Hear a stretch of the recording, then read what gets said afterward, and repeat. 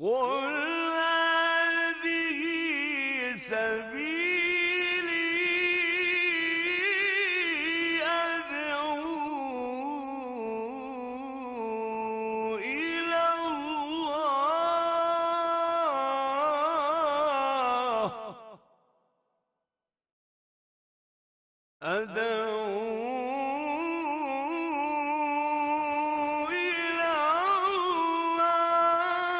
على بصيرة أنا ومن اتبعني وسبحان الله وما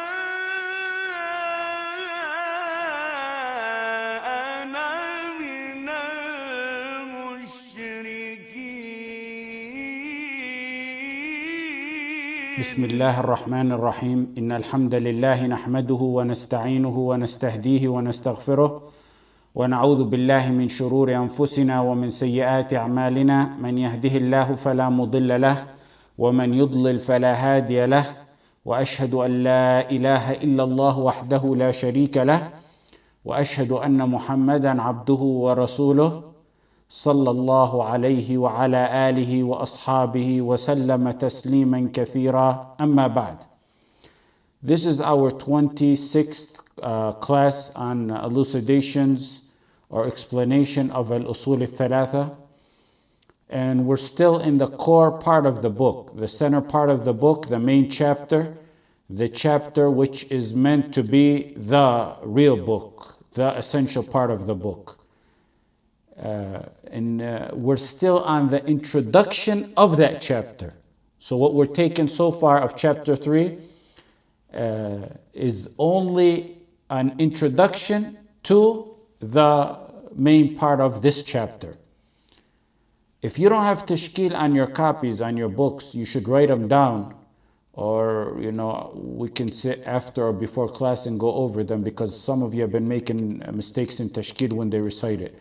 اعلم أرشدك الله لطاعته أن الحنيفية ملة إبراهيم أن تعبد الله وحده مخلصا له الدين وبذلك أمر الله جميع الناس وخلقهم لها كما قال تعالى وما خلقت الجن والإنس إلا ليعبدون. When you write, especially at the end of the words, that's where many of you were making mistakes.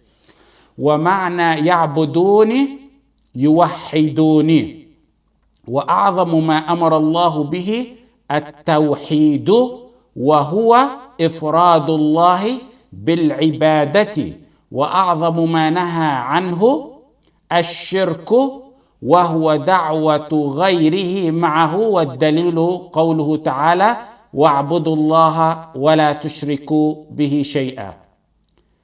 We stopped at the statement وَبِذَلِكَ أَمَرَ اللَّهُ جَمِيعَ النَّاسِ. This is what Allah commanded all people with. What did He command all people with?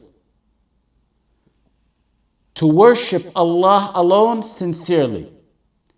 The previous sentence that we took, that's what He meant. All that we spoke about in the previous two classes, I believe, when we started chapter 3, following Millat Ibrahim and following it sincerely, that's what He means Allah commanded us to do. And that's why we gave last week a practical example on following Millat Ibrahim sincerely and ikhlas, a practical example of what we see and what appears to us, and Allah knows what's in the hearts of a present day situation. The author said Allah commanded all people. Commanded here is what's wajib, because the word commanded, amara, comes to mean a wajib. It can come as well to mean a mustahab, which is liked or preferred. That which is liked or preferred to do can come as a amar. Here, in this sentence, what he means, it's the wajib type. And we'll talk about that inshallah in usul, how it can be when it's wajib and when it's not. Here it's not only wajib, but the highest level of wajib, because this is the principal root foundation of the deen and belief. The foundation that everything is founded on. Then he said, Allah commanded all people. And he used the word an-nas. He said an-nas, which means human beings. Muslim and kafir. An-nas includes all human beings, Muslim and kafir. Now here, when he used the nas, Allah commanded all people, and he said an-nas, had the author used, rahmatullah alayh, khalq instead of nas, meaning creation, that would have been more precise. And many ulama commented on that who taught me, rahmatullah alayhim. Why? Because nas means humans, which is right. Allah commanded people. But there's more than nas that were commanded with Tawheed. There's the jinn. The jinn are not included in the Arabic word nas. Khalq would mean creation, and that would include the jinn and the ins. The jinn and the humans. Jinn are obligated to follow the Tawheed sincerely like us. So would have been probably more accurate to use the term khalq instead of nas, because nas only includes a human being. Khalq means human being and jinn, and Allah commanded the jinn and the human to follow the Tawheed. Then the author says, وَخَلَقَهُمْ لَهَا. And it was for that, or for this, that He created them for. He created them for what? Again, for what we've been talking about for the past 2 classes since we began this chapter, to follow Millat Ibrahim, which means follow the pure Tawheed with sincerity. I just said right now, had he used the word khalq instead of nas, it would have been more accurate and precise. There's another issue here. Pay attention what he said. This is what Allah, focus, this is what Allah subhanahu wa ta'ala commanded all people with, and this is what He created them for. Now, had he switched the statements around, it would have been better. Why? Why would have been better? To say He created them for it and He commanded them with it. He created them for it and He commanded them with it. Why would it have been better had he switched it around? Because which comes first? Were we created first or were we commanded first? He created, then He commanded. So some of the ulama said it would have been better that He mentioned them in order. Then He mentioned the proof for this, as He always does at the end of the sentences. وَمَا خَلَقْتُ الْجِنَّ وَالْإِنسَ إِلَّا لِيَعْبُدُونَ.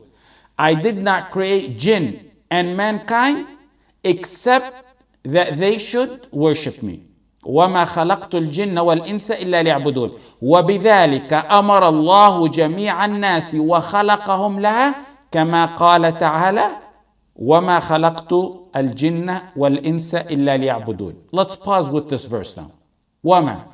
وَمَا means I did not. وَمَا means I did not. خَلَقْت means I create. I did not create. خَلَقْت, create. I did not create. Jinn, you know the jinn. The jinn is a matter of al-ghayb, unseen. Jinn is an entity that is invisible. We don't see it. Sometimes we may see it, but that's exceptional. Its original creation is that it's unseen. We don't see it. We know of it, that which Allah told us. They were created from fire. The jinn were called jinn lijtinanihim. Al-ijtinan huwa al-istitar. They were called jinn because of the root word of jinn, which means hidden. And they are a hidden creation. The word al-junnah is derivative from the same word of jinn. And it's a name for niqab. Why is it named for niqab? Because it's a covering for a woman like niqab, where it keeps her hidden. And that's why it was called that, because her face remains hidden, from the same root word.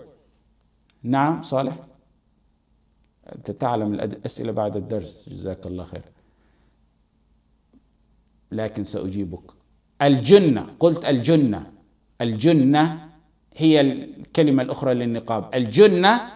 الجنة غطاء لرأس المرأة ووجهها ما عدا العينين. Al-Junnah is a cover for a woman where she shows only her eyes, what keeps her hidden. Also, al-jinan, from the same root word, al-jinan, which is the heart. It comes from the same root word. Why is the heart called jinan? Because it's hidden in the rib cage. Someone will say, well, we can see the heart with the operation. Yeah, you can, of course, with the operation, but the origin of it is that it's not seen. And it's exceptional to see it. Just like the jinn. Their origin is that they're hidden from us, even though in exceptional situations, one may be able to see them. More than that, even from the same root word is Jannah. May Allah grant us, all of us, Jannah. Among the reasons it was called Jannah is because its delights are hidden from us. That's one of the reasons it was called Jannah. فَلَا تَعْلَمُ نَفْسٌ مَا أُخْفِيَ لَهُم مِّن قُرَّةِ أَعْيُنٍ جَزَاءً بِمَا كَانُوا يَعْمَلُونَ. In Surah Al-Sajdah, no one knows what's hidden for them of delight as a reward. أَخْفَى الْجَزَاء لِأَنَّهُمْ أَخْفُوا الْعَمَلِ. Allah hid the reward because they hid the deeds. So Allah kept something hidden for you, and that's Jannah, or in Jannah.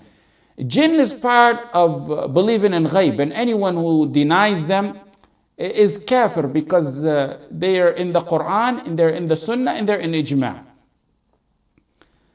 After he mentioned jinn, he mentioned ins.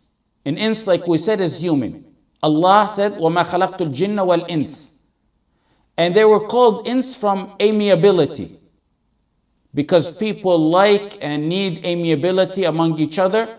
It's essential to human beings, and they strive for it. So that is where the root word of ins, or humans, comes from in Arabic. Illa. Illa means except that they should. Illa. لِيَعْبُدُونَ. لِيَعْبُدُونَ إِلَّا لِي. إِلَّا لِي is a tool to limit and restrict. حصر وقصر in Arabic. It's among, the way it's worded here, highest levels and forms of limiting and restricting something. Here, all matters and wisdoms behind the creation of human being and jinn were denied, except for worship. It's limited to and restricted to worship. The hasr and qasr, it's called hasr and qasr in Arabic, limiting and restricting to a certain matter. And in this verse, illa li is among the highest ways to do that. Next, then he commented on the verse saying, وَمَعْنَا يَعْبُدُونَ يُوَحِّدُونَ وَمَعْنَا يَعْبُدُونَ يُوَحِّدُونَ وَمَعْنَا يَعْبُدُونِ يُوَحِّدُونِ. And the meaning of worship of ibadah here, he said, the meaning of ibadah is to single Allah in worship, in Tawheed. And the meaning of ibadah is to single Allah in Tawheed. When he said the meaning of worship of ya'budun is yuwahidun, which is to single Allah in worship in Tawheed, he means that Tawheed is from the meanings of ibadah. Tawheed is from the meanings that he's trying to define ibadah. Tawheed is among the meanings. He defined Tawheed, he defined ibadah, but that's not a definition. He means that Tawheed is from or among the meanings of ibadah. Among the meanings of ibadah, not the full definition. You should know that ibadah, worship, is broader than just Tawheed. So ya'budun, yuwahidun, he didn't just mean it's only Tawheed. Ibadah is Tawheed, but not only Tawheed. It includes other aspects. It includes Salah, Siyam, Hajj, and other matters that fall under ibadah, not just Tawheed. In Arabic, it's common and known to define a term with a portion of what it means. And this is what he did here. In Arabic, it's called تفسير الشيء ببعض أفراده. تفسير الشيء ببعض أفراده. Here, Imam Muhammad bin Abdul Wahhab, rahimahullah, that's exactly what he did. He defined ibadah, which is worship, in a portion of its definition, which is Tawheed. He can do that, but you have to know, and we have to know, that's not all of the definition, because ibadah, like I said, is broader than that.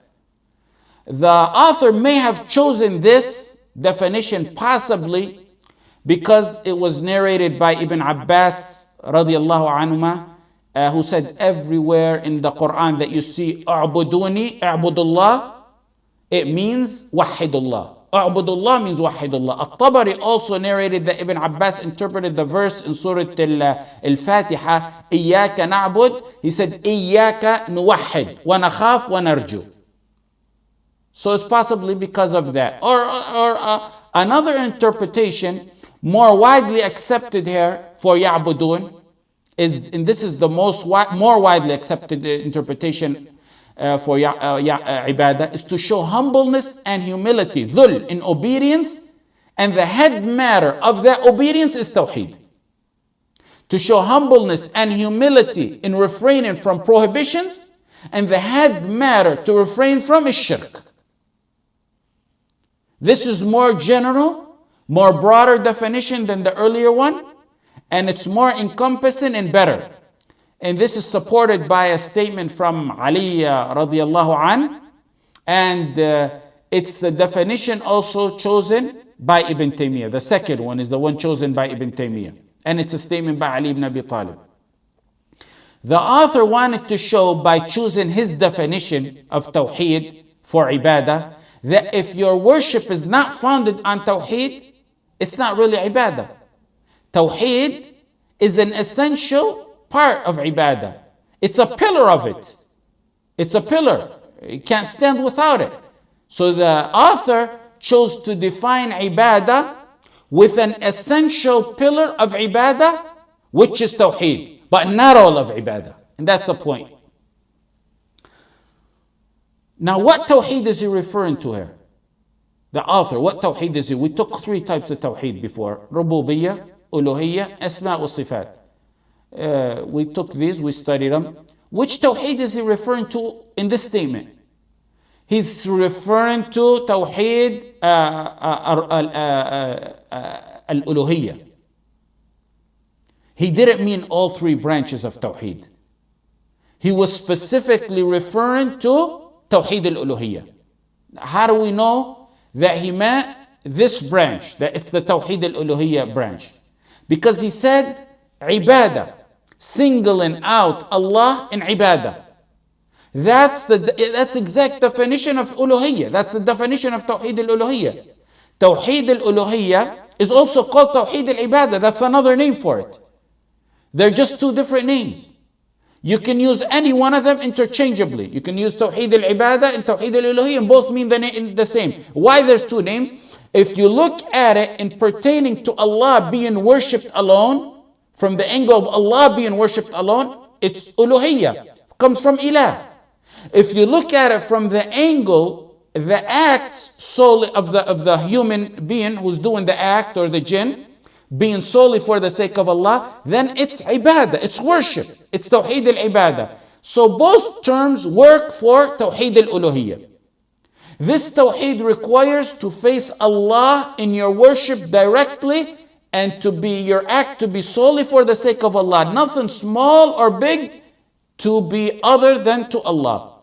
And then to know that the ibadah is proper, to learn that the ibadah is proper. That's part of Tawheed al-Uluhiyyah. The Tawheed the author is referring to here is the Tawheed of worship. It's got to be sincere and in accordance. This was the Tawheed that the mushriks went astray because of during the time of the Prophet ﷺ. Most of the striving of the messengers ﷺ with their people was because of this category of Tawheed. وَلَقَدْ بَعَثْنَا فِي كُلِّ أُمَّةٍ رَسُولًا أَنِ اعْبُدُوا اللَّهَ وَاجْتَنِبُوا الطَّاغُوتِ. We sent a messenger to every nation ordering that they should worship Allah alone. وَلَقَدْ بَعَثْنَا فِي كُلِّ أُمَّةٍ رَسُولًا أَنِ اعْبُدُوا اللَّهَ وَاجْتَنِبُوا الطَّاغُوتِ in Surah Al-Nahl. Worship is not correct except for Allah subhanahu wa ta'ala. Whoever violates this tawheed is a mushrik, even if he affirms the other two tawheeds. Even if he believes in Tawheed al-Rububiyyah and Tawheed al-Asma al-Sifat. إِنَّهُ مَنْ يُشْرِكْ بِاللَّهِ فَقَدْ حَرَّمَ اللَّهُ عَلَيْهِ الْجَنَّةِ. Whoever associates anything in worship with Allah, then Allah forbid paradise on him. And his abode will be to fire. And his abode will be to fire. Keep in mind the type of worship in the verse encompasses all of worship. إلا ليعبدون وما خلقت الجن والإنس إلا ليعبدون. It's all worship. But it mainly means the worship that's the test from Allah on this earth. That's the real core meaning of it. The worship that's a test that determines who accepts the truth and who rejects the truth. Who ends up being a winner in the life after, who ends up being a failure in the akhirah. The type of worship here is the same that Allah mentioned in many other verses. The worship meant is the worship of Allah alone. The worship or test that has been commanded on people. The main worship, the Tawheed of Allah, which is mentioned in other verses. Ya ayyuhan nasu u'budu rabbakum. U'budu rabbakum. The main Tawheed. ولقد بعثنا في كل أمة رسولا أن اعبدوا الله واجتنبوا الطاغوت ذلكم الله ربكم لا إله إلا هو خالق كل شيء فاعبدوه واسأل من أرسلنا قبلك من رسلنا أجعلنا لهم من دون الرحمن آلهة يعبدون. In this verse and in the verses that I mentioned is the verses that have the worship that's a test from Allah that determines who goes to heaven and who goes to hell. الذي خلق الموت والحياة ليبلوكم. The test, the one that Allah created us for. إنا خلقنا الإنسان من نطفة أمشاج نبتليه. The test. That's what we were created for. إنا جعلنا ما على الأرض زينة لها لنبلوهم. The test. All these verses say test. وهو الذي خلق السماوات والأرض في 6 أيام وكان عرشه على الماء ليبلوكم. So the ibadah here is the test that we were created for. The test that will determine who goes to heaven and to hell. Ali ibn Abi Talib and Ikrimah said, ibadah here means that they worship me alone. That's it. That's the test we were created for. Al-Rabi' ibn Anas and Ibn Atiyah attributed this tafsir that I just mentioned, that it being the main test, to Ibn Abbas as well. Another opinion is some said, Ya'budun here means that they are forced into submission. This is a different meaning. They're forced into submission and humility to Allah, willingly or unwillingly. That's a true fact, but not the most accurate tafsir of this particular ayah. Why? Because the verse specifies jinn and ins. Had it been the forced type of ibadah where we're forced to submit to Allah in a way, that would have included other than the human and jinn. Because everything submits to Allah, not just the human and the jinn. Everything submits in humility to Allah. It would by force. It would have included animals and mountains and trees and rocks. That, not having that in the verse, shows that this ibadah here is the test from Allah to worship Him.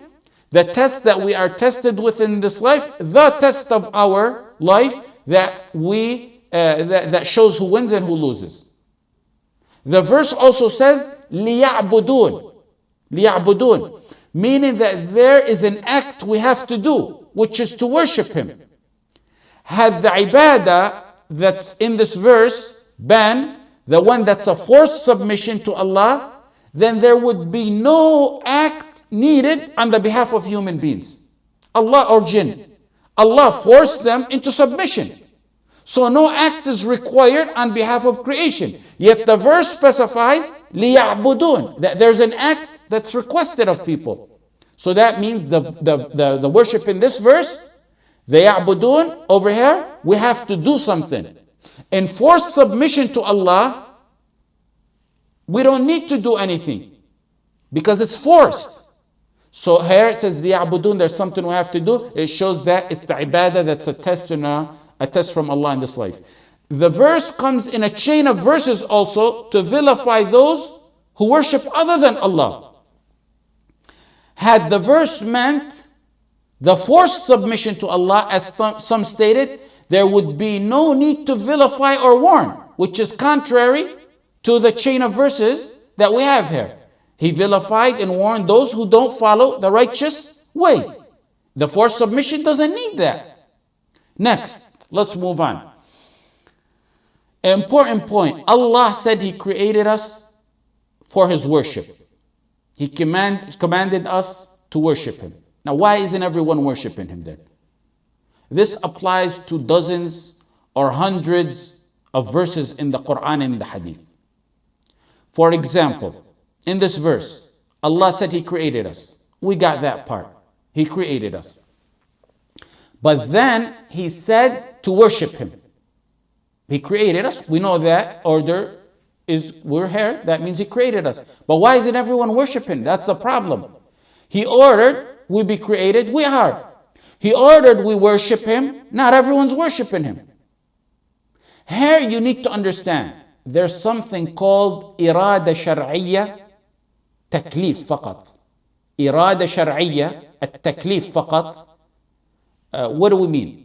In order to understand the verse and similar verses, you have to understand there's two forms of wills for Allah. Two forms of mashia. Will is mashia. Two forms of mashia of Allah. There's number one, إرادة كونية. And number two, إرادة شرعية.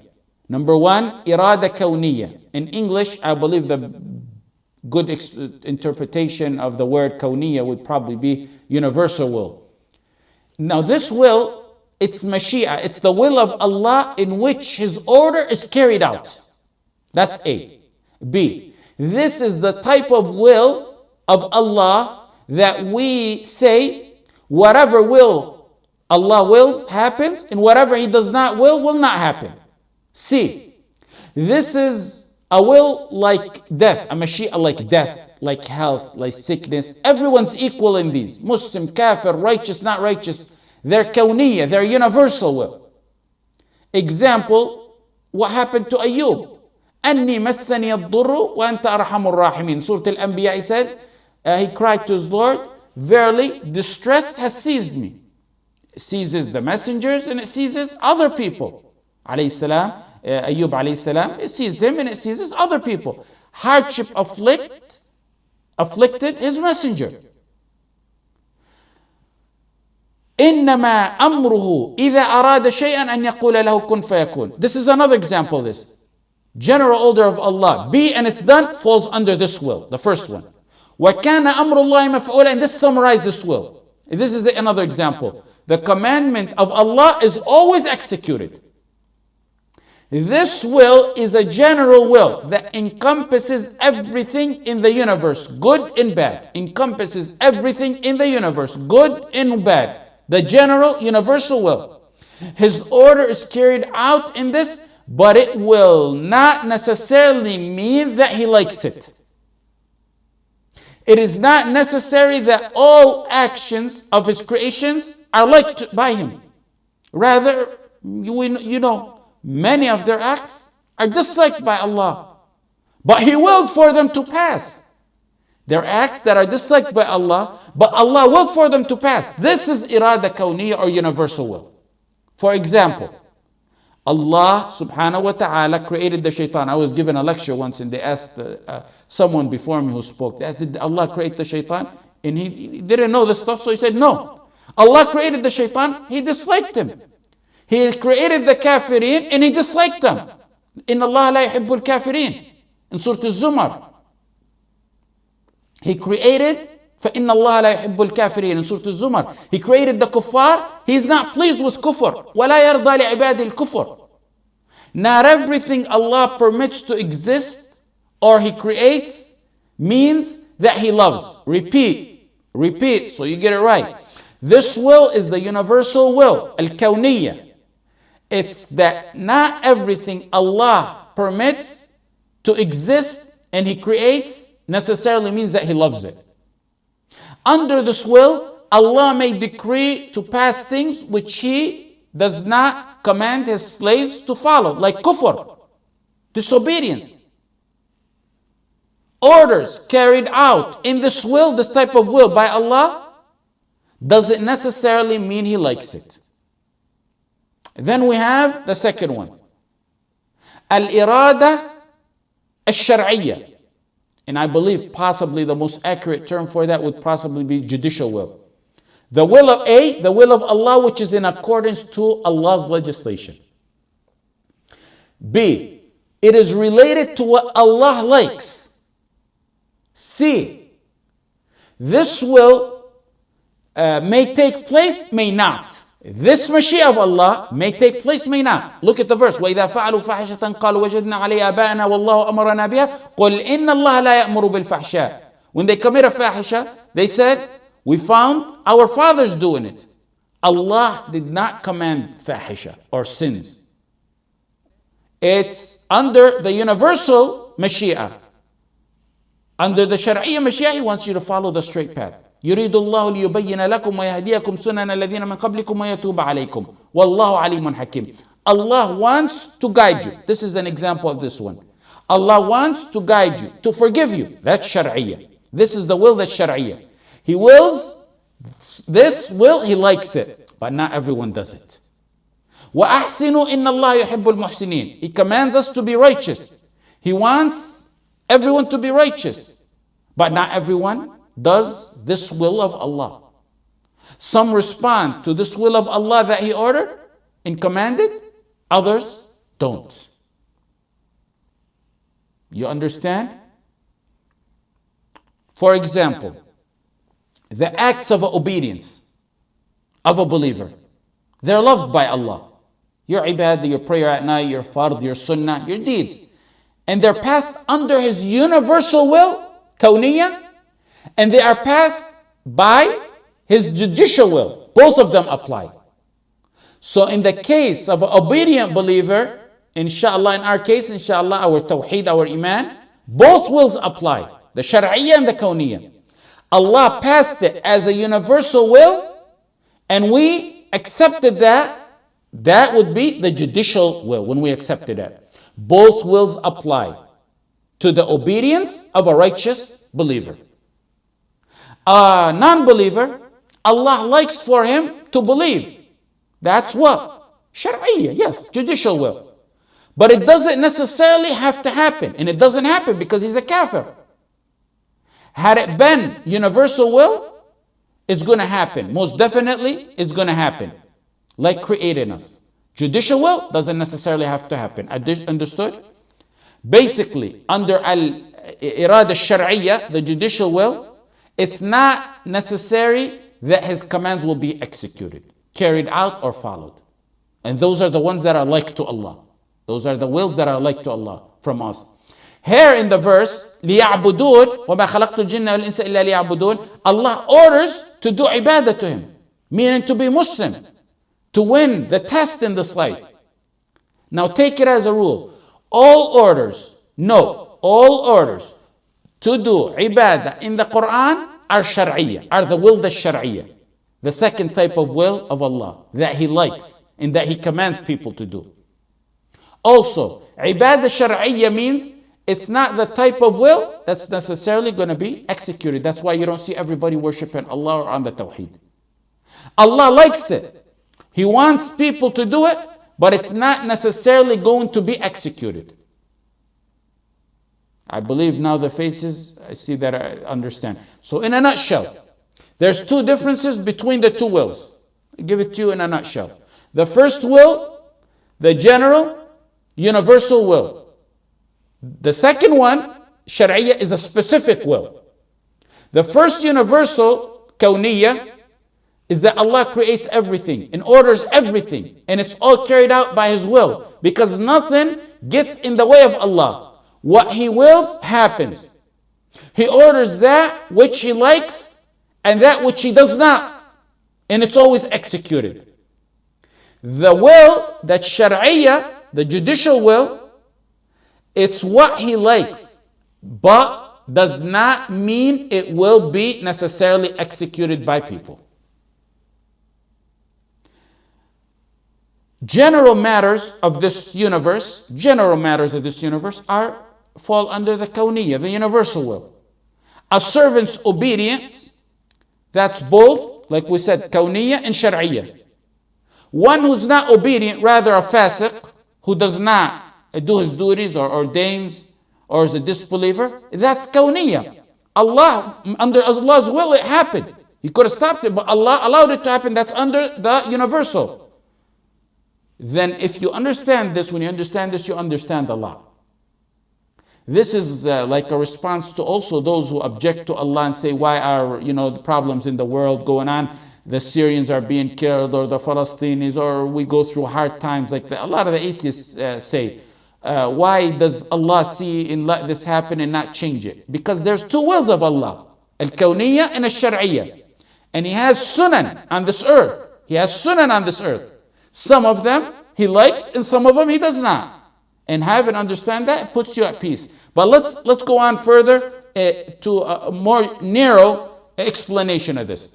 Very similar, but a little bit more narrow. In ibadah itself, in ibadah, there's a shar'iyya and kawniyya in ibadah. Ibadah kawniyya is submission to Allah. Submission to Allah by force. What He commanded and decreed in creation, and this is the submission that's common over all creation. No one can escape it. Humans, jinn, rocks, trees, sun, moon, all those submit to Allah by force. No one can anyone run away from Allah? Ma'adallah? No one can run away. So everything submits to Allah by force. This is the first one. Allah said, "In kullu man fis samawati wal ardi illa at ar-rahmani abda." All in the heavens and in the earth will come to Allah on the day of judgment as submissive slaves. In Surah Al-Maryam, "In kullu man fis samawati wal ardi illa at ar-rahmani abda."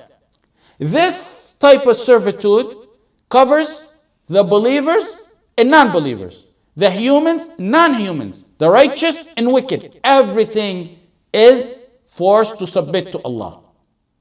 The first type of servitude is not something for which a servant is commanded. There's nothing you're commanded in this. You're not commanded to do this, because this is by force.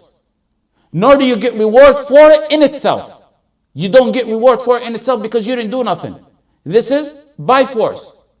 The first type of servitude is not something for which a servant is commanded because there's no action. For example, hardships are by force.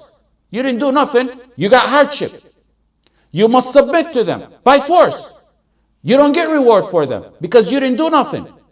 Muslim gets it, a non-Muslim gets it, animals get it. They're imposed from Allah on you by force. However, if the hardship comes and you're patient and you thank Allah, then that's totally different. Your time of ease, that's from by force. You don't get reward for that in itself. That was given, that was imposed by force on you. If you thank Allah, then that's the next category. Then you get reward for the thanking, but not the ease or the hardship in itself. Now the second one is worship or servitude, ibadah shar'iyya, judicial ibadah. This is the second one. And this is to obey and submit to the laws of Allah. To submit to the laws of Allah. To submit to the commands of Allah. This is particular to those who are obedient to Allah. And those who comply with that which Allah's messengers ﷺ came with. وَعِبَادُ الرَّحْمَنِ الَّذِينَ يَمْشُونَ عَلَى الْأَرْضِ هَوْنًا. The believing slaves of Allah who come on this earth and walk in calmness and humility and humbleness.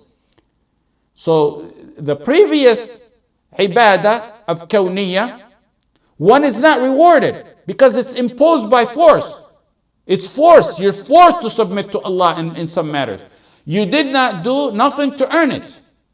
The second type of ibadah, of servitude, the person is commanded and he will be rewarded and he will be punished, depending on if he does it or he doesn't do it. Why you need to know this ibadah and irada kawniyya and this ibadah and irada shar'iyya? Why do you need to know this? Allah in the verse, He created us, said He created us. He said, وَمَا خَلَقْتُ. He created us to worship Him. The creation half of that verse, that's universal. We all see each other, we're created. That's universal will of Allah, happened, we see it. The next part is to worship Him. Had it been universal worship, kawniyya, it would be that everyone you see on this earth is worshiping Allah. Had it been universal will, that means people bowing to statues are worshiping. Because the same way He created you, by force He created you, brought to this earth, You're worshiping also. But that's not kawniyah. Because the second part of the verse, some worship, some don't. Some have associate partners to Allah. The creation part of our خَلَقْتُ الْجِنَّ وَالْإِنسِ is kawniyah. The worship part, لِيَعْبُدُونَ, is shar'iyah. Meaning he ordered them to worship. He didn't create them worshiping. He ordered them to worship. That they have a choice. That's why it's shar'iyah. He likes it, he ordered it. But unlike the first one, it's not necessarily going to have to happen. Similar to this verse, وَمَا أَرْسَلْنَا مِن رَسُولٍ إِلَّا لِيُطَاعَ بِإِذْنِ اللَّهِ. Every messenger was sent to be followed. And so people can obey him. If you say obedience in this verse is kawniyah, that means everyone on the face of this earth is obedient to Allah. And of course obedient to the messenger, which is obedience to Allah. The reality is some obey, some disobey. That's why it's called shar'iyah. It's not kawniyah, it's shar'iyah. He sent the messengers so people can obey him. He likes it. He ordered it. But it doesn't necessarily have to happen. In our verse, وَمَا خَلَقْتُ الْجِنَّ وَالْإِنسَ إِلَّا لِيَعْبُدُونَ. He created human and jinn to worship him. Some worship, some don't. Now you know the difference between worship and ibadah. The shar'iyah and the kawniyah. The will shar'iyah and kawniyah, and mashi'a shar'iyah and kawniyah, and the ibadah shar'iyah and kawniyah. Moving on with the verse. وَمَا خَلَقْتُ الْجِنَّ وَالْإِنسَ إِلَّا لِيَعْبُدُونَ. Lam. The first letter comes, the lam in the first letter, li ya'budun, comes for two things, either shar'iyya or kawniyya. Lam al-ta'lil, the lam for reason, meaning the reason for their creation is that I created human and jinn for the reason of. That's shar'iyya. That's the lam we want. Lam of reason, lam al-ta'lil. I created them for that, for worship. But in Arabic, that lam also comes as lam al-sayrura wal-aqiba. Al-sayrura wal-aqiba. The lam of a result. And in this verse, it's not the lam of a result. Because if it was the lam of result, it would mean kawniyya. And it's not kawniyya. If it was this lam, it would mean, here's what the verse would mean. I have created every human and jinn to worship me. And every individual worships me. That's how it would have been. Lam here is lam al-ta'lil of reason. The reason is, which means it's shar'iyya. It's ibadah shar'iyya. Not lam al-sayrura wal-aqiba, which means kawniyya, which means the result is that they all worship me. This is ibadah shar'iyya, not kawniyya in this verse. He did the first, he mentioned the first, which is the creation. That's universal. So we can do the second, which is shar'iyya, is worship him. The creation of Allah aspect is kawniyya, universal. Everyone was created by Allah. The worship part of it, the worship part is shar'iyya, meaning he wants us all to do something, which is to worship him. We already mentioned before how traditional acts can be turned into worship by simply changing your niyyah. We mentioned, you remember, if you go to sleep in the daytime, in your purpose of sleep, you just put in your intention that you wanna sleep, so at nighttime you can wake up for qiyam al-layl. That in itself will change that sleep, the time you're sleeping, into ibadah. And you remember we talked about workout. Someone goes and works out, one goes for one reason, both are working out. One goes for one reason, one goes for another reason. One gets reward, one may get sins, and one just doesn't get nothing. So I guess the time is over. We'll continue from here inshallah next week. Jazakumullah khair. Wa sallallahu ala Sayyidina Muhammad wa ala alihi wa sahbihi wa sallam.